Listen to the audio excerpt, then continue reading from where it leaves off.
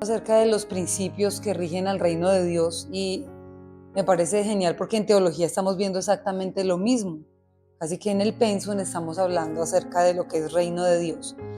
Cuando los discípulos se acercaron a Jesús para pedirles que les enseñara a orar, el Señor les dijo de qué manera, cuál era la forma correcta de hacerlo, y les decía que debían entrar cerrada la puerta en el aposento, es decir, en la habitación, en el lugar de descanso, y eso ya nos marca algo, ¿no? Que nos habla de intimidad y soledad, ser apartados con Dios. Pero arranca diciendo la oración que todos conocemos como el Padre Nuestro.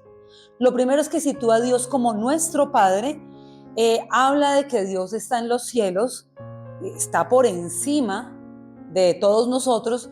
Luego empieza hablando una palabra que es bien importante, que es santificado sea su nombre, y luego dice, venga a nosotros tu reino.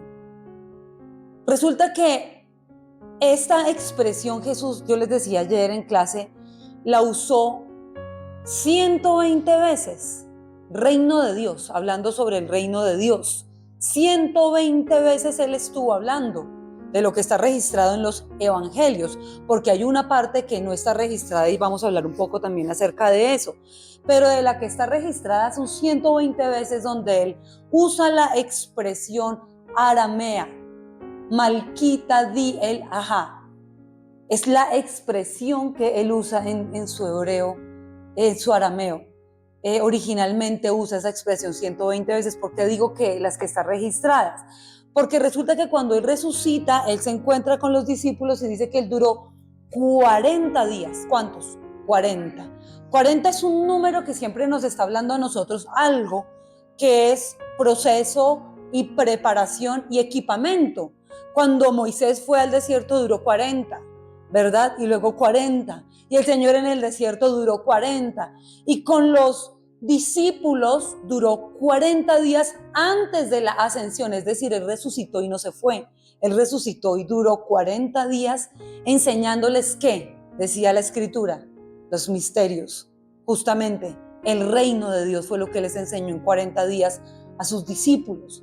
Esa expresión que nosotros encontramos 120 veces registrada, y cuántas más que les declaró a ellos no sabemos, porque el mismo apóstol Juan dice que si se escribiera todo lo que pasó con él, no cabrían los libros en esta tierra. No sabemos qué pudo pasar en esos 40 días. Creo que es algo majestuoso y es impresionante, pero que pasó algo increíble, pasó. Imagínense ustedes, después de que el Señor hace toda la obra redentora en la cruz, tener el privilegio primero que todo de caminar con Él 3 años, verlo en la cruz, pero verlo resucitar y tener el privilegio de 40 días estar a solas con Él, recibiendo de Él, es impresionante. Vamos a ir a la Escritura en Isaías 9:6. Vamos a leer el verso 6 y el verso 7, pero solamente en su parte A, en la Reina Valera contemporánea. Vamos a leer Isaías 6, 9, 6, 7a. Dice, porque un niño nos ha nacido, un hijo nos ha sido concedido, sobre sus hombros llevará el principado y su nombre será Consejero Admirable, Dios fuerte, Padre eterno y Príncipe de paz. La extensión de su imperio y la paz en él no tendrán límite. Amén. Dice que la extensión de su imperio, porque la expresión Malkuta di Elahá en arameo, originalmente lo que traduce para nosotros reino de Dios es imperio de Dios. Era la forma más cercana o la forma más comprensible para que la gente entendiera. La forma más sencilla de explicarles acerca del reino de Dios, el imperio, el gobierno y el señorío de Dios en medio de la tierra. El Señor Jesús, siempre que habló sobre el reino de los cielos, Él le decía a la gente, el reino se ha acercado. De hecho, todo lo que Él les mandó a enseñar a ellos era acerca del reino de los cielos, acerca del reino, del imperio y del gobierno de Dios. No existe reino de Dios, imperio, gobierno, señorío de Dios. No existe sin la reverencia correcta al nombre de Dios. santificado sea tu nombre, venga a nosotros tu reino. No puede venir el reino a nosotros, no se establece el reino en nuestra vida si no tratamos con respeto y con reverencia el nombre de Dios. Es imposible. Por eso mucha gente es absurda al tratar de hablar de Dios como si Dios fuera su mandadero, como si Dios fuera su mensajero, como si Dios fuera su sirviente. Hay tanta irrespeto y tanta irreverencia dentro de la misma gente que se hace llamar creyente. Hay una diferencia en creer en Dios y creerle a Él. Mucha gente cree en Dios, un Dios que ellos mismos han creado para sí mismos, pero creerle a Dios es entender que Él es una persona, un ser santo, que aunque tiene 3 personas, podríamos llamarlo así, aunque también puede parecer irreverente. Dios Padre, Dios Hijo y Dios Espíritu Santo. Hay que tratar a Dios con reverencia y con respeto. Por eso Jesús dice, aunque es Padre, su nombre es Santo. Y para que venga a nosotros el reino de Dios, para que Él venga a nuestra vida, debemos entender que el nombre de Dios se respeta. Se trata con reverencia y con un temor reverente, que es nuestra palabra. Lo adoramos con temor reverente. Por eso estamos en contra de todo tipo de adoración que está enfocada en sí mismo y en el humanismo. Eso no es adoración. Hay mucho romanticismo, ¿saben? Hay mucha canción romántica. Hay mucha canción que se hace llamar cristiana y es romántica, que tú la escuchas y tú no sabes si se la dedicó a la mujer, a la exnovia, o a la novia, a la mamá, o a Dios, o a cualquier amigo, mejor amigo. O sea, en realidad son tan románticas las letras y son tan amistosas y son tan caramelos, son tan dulces, son tan acarameladas de verdad, que tú no sabes para quién era esa canción.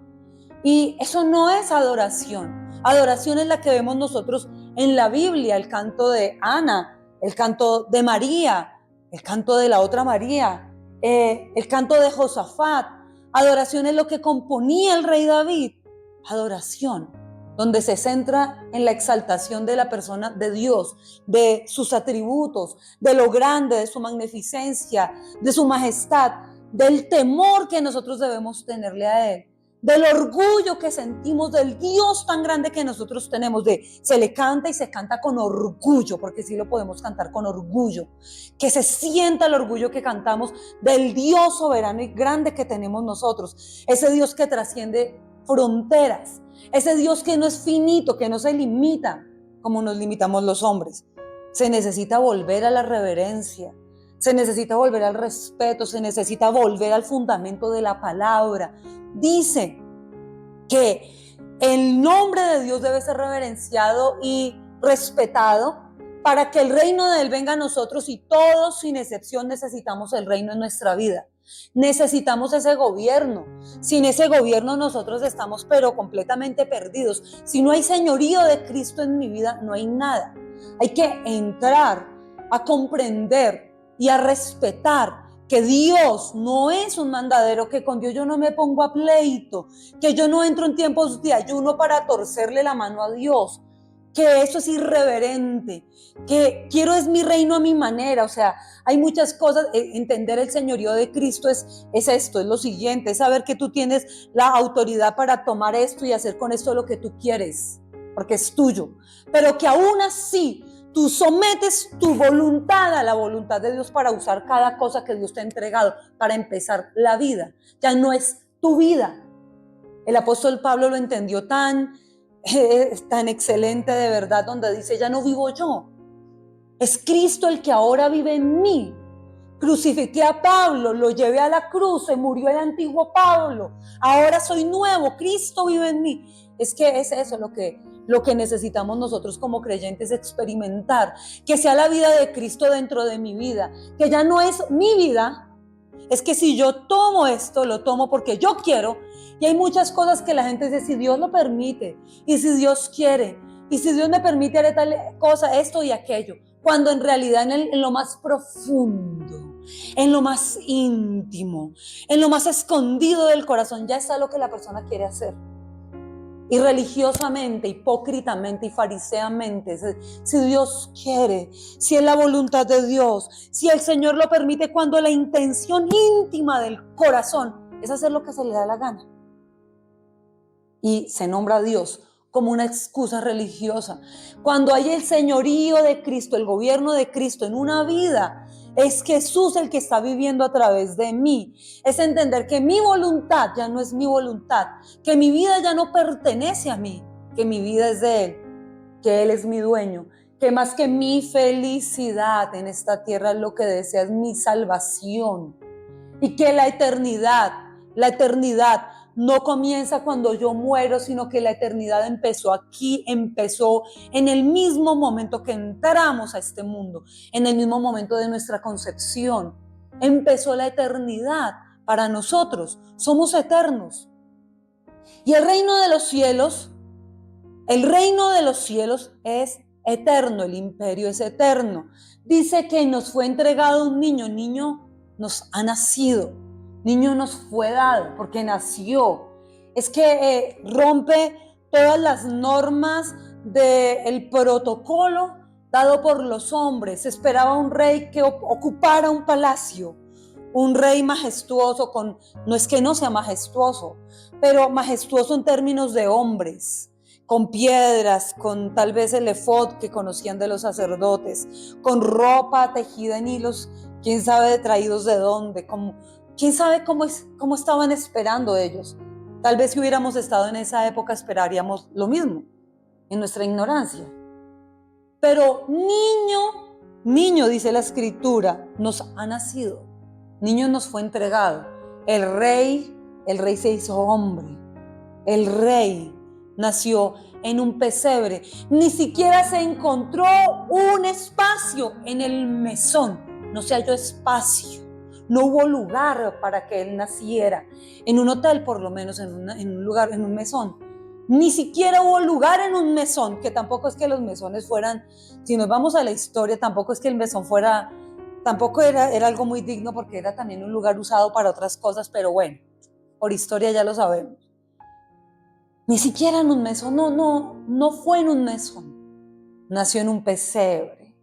Ese Padre eterno, ese Dios fuerte, ese príncipe de paz, ese admirable consejero.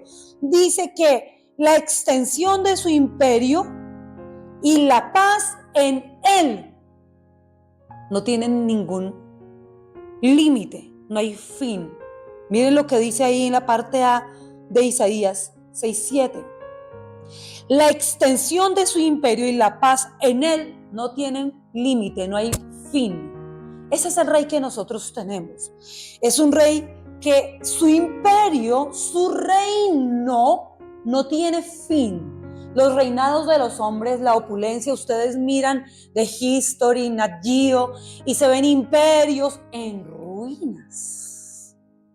Ruinas que hablan de una gloria antigua. Pero son ruinas, recuerdos. Nuestro rey no tiene fin. Su imperio no tiene fin. La paz en él no tiene límite, no tiene fin. La paz en él. La paz en él. Fuera de él no hay paz. Es una falacia. Fuera de Dios no hay paz. Es imposible tener paz sin Dios. Hay algo que se llama tensa calma, paz aparente, estabilidad tal vez, pero paz, el shalom, lo que traduce en realidad la palabra shalom, la paz de Dios, esa paz que gobierna por completo aquel cuyo pensamiento en él persevera, esa paz que sobrepasa toda lógica y filosofía de hombres, esa paz que le enseñan a la gente en la meditación trascendental. Centra tu mente, enfócate, respira, haz esto, aquello, abraza un árbol, camina descalzo. Eso es una paz momentánea, es una falacia. Porque la paz en nuestro Dios no tiene fin, es una paz totalmente diferente y necesitamos conocer esa paz, ese shalom, que es plenitud, es una plenitud. Shalom, plenitud. La palabra es plenitud, es estabilidad completa a pesar a pesar de que haya una tormenta a mi alrededor, hay una estabilidad en mi interior. ¿Por qué? Porque el Dios de paz está viviendo en esta casa. A pesar de lo que pase fuera, hay un Dios de paz que gobierna la casa y necesitamos que ese imperio que no tiene límite, que no tiene fin, esa paz que no tiene fin, nos llene, porque sin eso estamos completamente perdidos. Estamos en nada. Necesitamos que Él nos llene de verdad. Necesitamos su gobierno. Necesitamos rendirnos. Necesitamos estar caminando con pies en la tierra, pero con la mirada en lo que es eterno. Por eso el Señor tomó su tiempo para enseñarle al Padre de la fe. Párate en la arena y cuéntala, mira las estrellas y cuéntalas. Es una naturaleza, esa es la sombra de lo que iba a ocurrir a partir de Jesucristo. Esa es la sombra. Abraham con todo lo que él caminó y siendo amigo de Dios, no pudo contemplar lo que ustedes y yo podemos contemplar ahorita, Cristo, el Mesías. Él no pudo, nosotros sí. Es otra época. Por eso la gente actualmente cree que las bendiciones actuales son las bendiciones de Abraham y están equivocados. Esas bendiciones de Abraham eran una pequeña parte, pero en Jesucristo las bendiciones son aún más abundantes que las bendiciones de Abraham. Eso es solo una pequeña parte. Porque si no, la cruz solamente hubiera tenido una parte, la corona de espinas. Ese hubiera sido el sacrificio, corona de espinos nada más. Pero en la cruz usted encuentra un sacrificio completamente perfecto. Es perfecto el sacrificio de la cruz, completo, es perfecto. Si solamente el enfoque de Jesús en la cruz hubiera sido conquistar finanzas para nosotros, solo mientras estaba frente a Poncio, mientras estaba frente a los verdugos, le quitan tal vez la túnica en sinónimo de despojarle y de pobreza y le ponen una cruz que simboliza el crucificar la ruina, los cardos y los espinos. No fue lo único que nuestro Señor llevó en la cruz. Fue un sacrificio perfecto. Es tan perfecto que dice Isaías 9 en este versículo, en esta pequeña porción de la escritura, que su imperio y su paz no tienen fin, nunca se acaban. Porque la bendición de Dios no es la bendición que el mundo nos enseña como bendición. No es la bendición de los patriarcas, no es esa. Ellos tuvieron solo una pequeña parte de la bendición, pero nosotros tenemos la bendición completa. Es el paquete entero, es perfecto, es completo y no hay límite. El profeta mayor llamado Isaías, 750 años antes de Cristo, declara, inspirado por el Espíritu que da vida, el Espíritu de Dios, declara esta palabra. Dice que Él es el admirable consejero. Por eso decimos que el imperio no tiene fin, porque la palabra aramea que Jesús usó fue imperio. Reino, imperio, no hay fin en su reino. Ahora, dice que uno de sus nombres es admirable. ¿Admirable qué es? Es asombroso. Pero hay una definición dentro de admirable que tal vez no conocemos mucho, que tal vez a la gente no le guste decir, y es espantoso. Eso es admirable. Es espantoso. Es algo que cuando llega a un lugar lo transforma todo porque se hace notar y hace la diferencia. Es asombroso, es admirable, algo que cuando pasa marca. Eso es admirable. La palabra admirable tiene un significado profundo. Admirable es algo que pasa y a su paso todo lo transforma, lo cambia, pero es espantoso también. Es como a veces esos huracanes que vienen y a su paso todo lo mueven y lo transforman. Bueno, eso es asombroso también. Eso también es admirable, es parte del poder de Dios en la naturaleza. Ese es Dios. El Dios que pudo moverse en el temblor, en el terremoto, en el torbellino, pero también en el silbo apacible. Es Dios admirable. Cuando el admirable llega a una vida, la cambia. Una vida que está bajo la influencia del admirable nunca vuelve a ser igual. El que diga lo contrario miente. Por eso el admirable, cuando llega a una vida, vuelve lo vil y menospreciado en algo completamente asombroso. El admirable llega que es drogadicto y lo transforma y llega al muerto espiritualmente, al adicto, al esclavo de cualquier tipo de vicio, de cualquier tipo de enfermedad, de cualquier tipo de padecimiento. Y el admirable llega a una vida, y cuando él llega y la toca, la traspasa y la cambia. Para él no es imposible lo que para nosotros es imposible. Su imperio no tiene fin, la paz en él no tiene límite. Él es el que es admirable. Cuando él es admirable en alguien, la vida que toca la deja totalmente diferente. Por eso nosotros ahora pensamos diferente. Ahora pensamos como antes, años atrás no pensábamos. Antes pensábamos de una manera. Ahora pensamos muy diferente a como pensábamos hace algún tiempo. Porque el admirable vino a nuestra vida, y cuando el admirable viene, él va transformando de gloria en gloria nuestra vida. Él la cambia.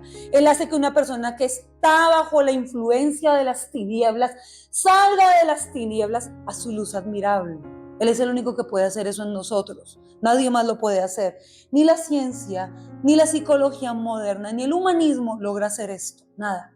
Nadie puede transformar como solo el admirable puede hacerlo. Es Padre, un Padre que no es irresponsable, un Padre que siempre está con nosotros, es eterno. Dios, porque hay muchos dioses creados por manos humanas. De hecho, cantábamos la canción de Juan Carlos Alvarado, ¿se acuerdan? Que cuando el arca fue puesta en el templo de los filisteos, ¿qué fue lo que hizo nuestro Dios? Su presencia. ¿Se acuerdan qué fue lo que hizo? Descabezó, acabó con los dioses hechos por hombres. Nuestro Dios es un Dios fuerte, es el Dios fuerte, es el Rey que establece su imperio y su reinado, y no tiene nada que ver con normas humanas, que trasciende las leyes humanas. ¿Cuándo las trascendió? Es que es un reinado que no está sujeto a las leyes que nos someten a los seres humanos. Ahora, cuando somos hijos de su reino, a ver, vamos a poner esto en contexto. Este mensaje de la Biblia se trata de un rey, ¿verdad? De un reino y de los hijos de ese reino. Lo decía el doctor Myles Monroe. Estoy completamente de acuerdo con esa doctrina. Ese es el mensaje de la Biblia. Esos somos nosotros. Como hijos del reino sí tenemos derecho a ciertas cosas y atributos que son comunicables a nosotros. Hay cosas que sí podemos, y lo vamos a ver por la palabra, porque no quiero como decreta, vamos a decretar, porque llama, decreta, posee, porque es que la gente anda en un video que no es el que es. Vamos a ver que sí y vamos a ver que no. Hay cosas que sí y hay cosas que no. Hay cosas que son comunicables y hay cosas que no son comunicables a la raza humana. Vamos a mirar nosotros por la escritura. Pequeño detalle, ¿cierto, Mati? Ahora no sabemos dónde poner. Vamos a mirar nosotros por la escritura. Estamos viendo, Emmanuel se traduce Dios con nosotros. El admirable consejero, príncipe de paz, Dios fuerte. Vamos a mirar Proverbios 8:29. NBI, ¿verdad? Dice: cuando señaló los límites del mar para que las aguas no desobedecieran su orden, cuando estableció los cimientos de la tierra. ¿Quién señaló los límites al mar?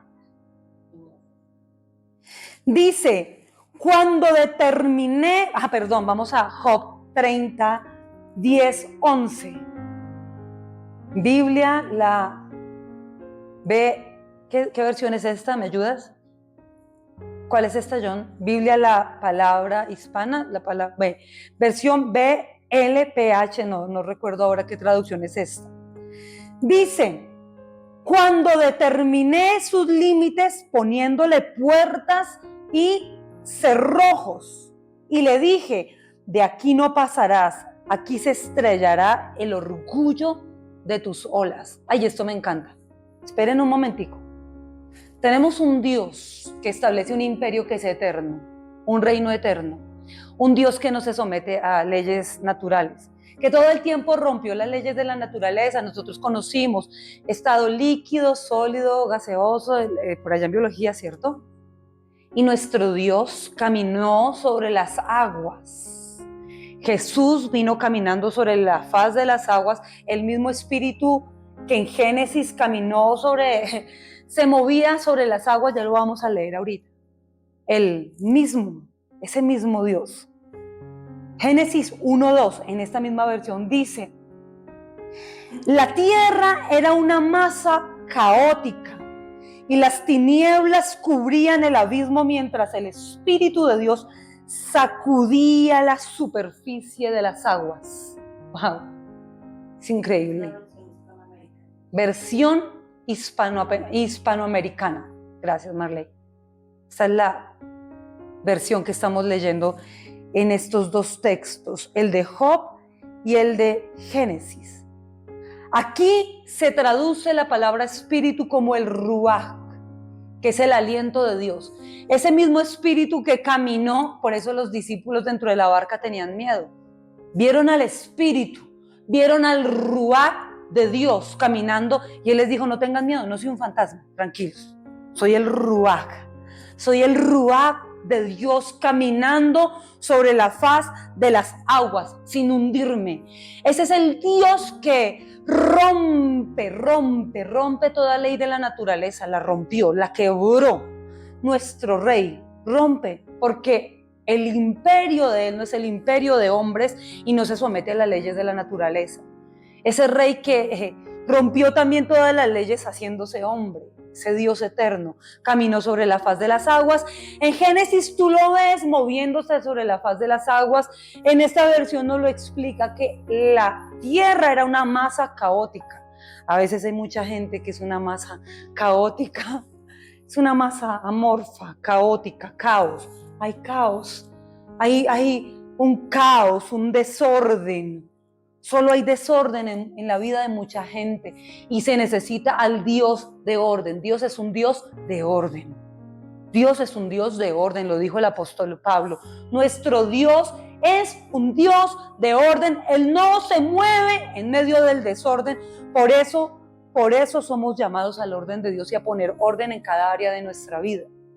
Por eso cuando arrancamos procesos de ministración, lo primero que yo arranco a trabajar con las personas es poner en orden cada área. En consejería empezamos a evaluar todas las áreas de su vida, una por una las trabajamos. Es lo que se hace en ministración personalizada. Es necesario que ese Dios de orden ponga orden en la masa caótica que muchas personas tienen en su vida.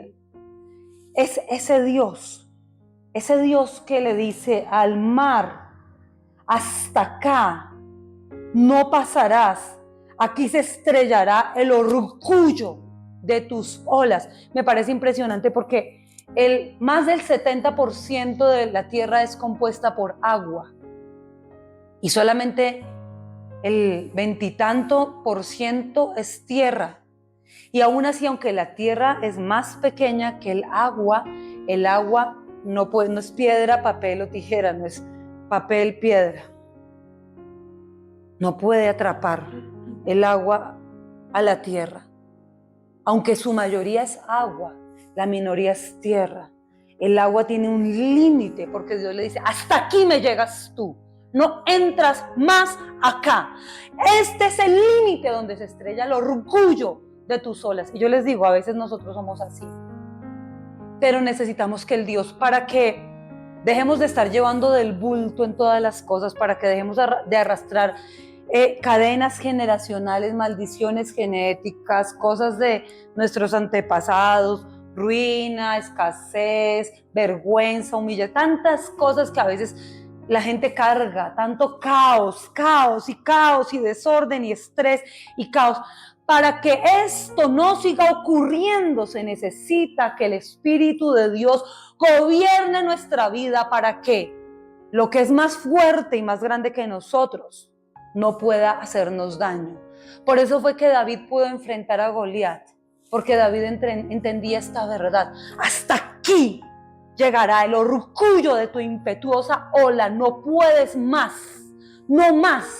Eres el fuerte, pero conmigo está el fuerte de los fuertes. Aunque eres fuerte, conmigo está el más fuerte. ¿Ven? Y entonces el Señor nos enseña a través de Génesis y de su ruaj es algo tan poderoso sobre el reino de Dios. Y es que aunque nosotros seamos una manada pequeña, por eso las parábolas se han visto, son progresivas algunas, y hablan del reino de esta manera, aunque nosotros somos pequeños, manada pequeña, el enemigo no puede tocar ni tomar lo que a Dios le pertenece, porque lo que el Señor ha escogido en su mano nadie se lo puede quitar. Hasta aquí tú llegas. Él no tiene más poder que el Señor le permita tener sobre nuestra vida. Hasta aquí llega el orgullo de tu impetuosa ola, hasta acá. Y aunque el mar es más grande que la tierra, el Señor dice, no, tú no me los vas a oprimir más a ellos. Y aunque nuestro enemigo es fuerte y nosotros frente al enemigo en nuestra fuerza somos más pequeños que él, nuestro Dios se encarga de ponerle un límite. ¿Cuándo? ¿Pero cuándo? Cuando el rey es el que vive acá. Por eso es que hay peleas que no se están ganando. Todo fue resuelto. ¿De qué se trata esto? En la cruz. Tetelestai, consumado es. Mi problema, mi asunto, mi dificultad ya fue resuelta por el fuerte. Él ya lo resolvió. Los problemas que vas a enfrentar en 20 años, Matías. No sabes. Hasta ni siquiera estás preocupado por eso. Pero lo que vas a enfrentar en 20 años, el Señor ya lo resolvió por ti. Acuérdate de eso. Porque en 20 años vas a estar parado frente a alguna situación, pero vas a tener que entender ese día en 20 años que el Señor ya peleó por ti y enfrentó esa situación y salió vencedor por ti. ¿Ves? Así es. El Señor ya lo resolvió. ¿Dónde? En la cruz. Tetelestai. Consumado es. Consumado es. Consumado fue pagado, fue saldado, acuérdense, porque ya fue saldado, fue pagado eso. Y nosotros tenemos que aferrarnos a esta gran verdad. Esto no va a ocurrir si no le permitimos al Señor que sea Él. ¿Qué pasó? Dice en el libro de Proverbios, cuando señaló los límites del mar para que las aguas no desobedecieran su orden. Él estableció el cimiento. Y las aguas no pueden desobedecer su orden. Tenemos un Dios que todo el tiempo está rompiendo esas leyes naturales. Hay otra palabra en hebreo, en arameo, que conocemos muy bien, talita kumi. Talita kumi. Esa palabra tiene que ser un lema, un rema, una palabra específica para nosotros todo el tiempo. Talita kumi. Cuando algo esté muerto, ¿se acuerdan? Fue a la casa de Jairo y la niña estaba muerta. No molestes más, ya no increpes más, no insistas más, se murió, ya no más, se murió. ¿Cuántas veces le dirán, pero para qué orar más? O el mismo espíritu mandará dardos a nuestra mente, no pidas más, ya se murió. Mira, y te llega la notificación y alguien te cuenta y pasó esto y pasó aquello y pasó, y mira qué está pasando y te dirán, no insistas más, ya se murió. Y tú tendrás que entender, si Él viene, si el fuerte viene a la casa, Él puede transgredir, quebrar toda ley de la naturaleza y hacer que talita kumi ocurra nuevamente y cuantas veces Él quiera. Niña, levántate, despierta y anda, le dice. Niña, despiértate, levántate, ven de la muerte a la vida. Talita kumi es, ven, despierta, levántate, estás viva, aunque estabas muerta, aunque ya estaban llenando los lañideros, todo el recinto con sus lágrimas, ¿sí? Aunque ya había luto, aunque ya se estaba preparando el cajón, aunque el velorio ya estaba en avance, talita kumi. Para Dios no hay nada imposible. Para Dios no hay nada imposible. Él puede llamar de la muerte al que todo el mundo ahorita está mirando como vago, vulgar, aquel que se está revolcando allá en el lodo de los cerdos, comiendo algarrobas ahora mismo. Talita kumi. Para Dios no hay nada imposible. Y con eso nosotros entendemos que este reino es totalmente diferente. Un rey que rompe todas las leyes de la naturaleza. Un hombre solo tenía huecos, cuencas, y escupe, hace lodo, le pone ojitos, ve, o sea, es que una cosa es que le llene de barro las cuencas, y otra cosa muy diferente, que ese barro cobre vida. ¿Ah? Cobró vida en él. A otro tomó saliva y puso en su boca saliva y le hizo hablar. Es ese Dios que rompe. O sea, ¿qué? Saliva y saliva. Sí, es el Dios que todo lo puede. El mismo Dios que camina sobre las aguas, que también en otro episodio está con sus discípulos. Lo leí esta mañana en mi devocional. Se duerme en su humanidad. Se durmió sobre los lirones. Maestro, nos estamos muriendo, nos vamos a ahogar. ¿Qué es lo que pasa? Es que no entiendes. Y el Señor se despierta, reprende la tempestad y las aguas que habían invadido la barca se tienen que sosegar. Y les dice, hombres, y los regaña, los reprende. O sea, los regaña y les dice, ¿qué fue lo que les dijo? Hombres de poca fe. ¿Qué quiere decir esto? Esperen un momentico, vamos a contextualizarnos para los que no han entendido este principio del reino. Tenemos autoridad. El Señor le puso límites al mar y le dijo, hasta aquí llega tu orgullo y tu soberbia, no invades esto. Ese mismo Dios que le dio la fuerza a David para derrotar al gigante, ese mismo Dios que caminaba sobre las aguas, ese mismo Dios que le puso orden al caos de Génesis, ese mismo Dios que regaña a sus discípulos y les dice, ¿por qué me despiertan? Me hubieran dejado dormir. ¿Por qué no lo hicieron ustedes? ¿Ah? ¿Qué quiere decir eso? Que nosotros sí tenemos autoridad de reino. A ver, hijos del reino, sí tenemos autoridad de reino para reprender a la tormenta. Sí podemos hacerlo porque el Señor los regañó a ellos. ¿Qué es lo que impide que ocurra este reino sobrenatural? Cuando en Lucas 24 usted ve que el Señor habla con los que van tristes, descendiendo de Jerusalén a Emaús, dice que ellos, su corazón ardía mientras Él le puso orden. Miren cuál es el orden: Moisés, los profetas y los salmos. Así fue. No, es que lean Lucas 24, hay un orden para todo. O sea, Dios no es un Dios de desorden, disculpen. Que yo leo cualquier cosa, que lo que caiga, lo primero que caiga, no, esperen. El Señor les abrió las escrituras y empezó, imagínense, Moisés, profetas, salmos, Él tuvo un orden. Eso quiere, o sea, lo que se traduce ahí es que el Señor empezó a hablarles, poner en orden la situación. Y dice que es el cumplimiento de la escritura en la persona de Jesucristo. Él es el verbo, el cumplimiento.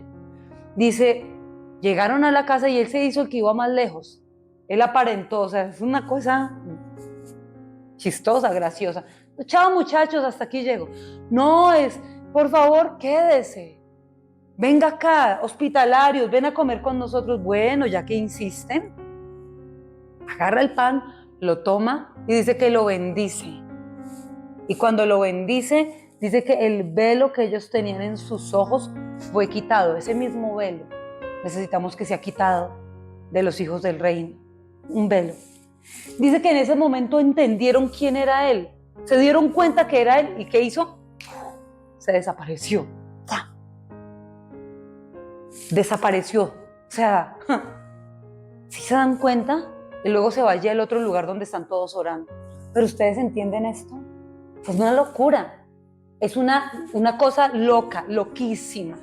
Se necesita fe y locura para creer también este evangelio. Necesitamos fe. Necesitamos un poco de locura, ser locos por Cristo, apasionarnos, enamorarnos de este loco que nos amó alocadamente. Loco.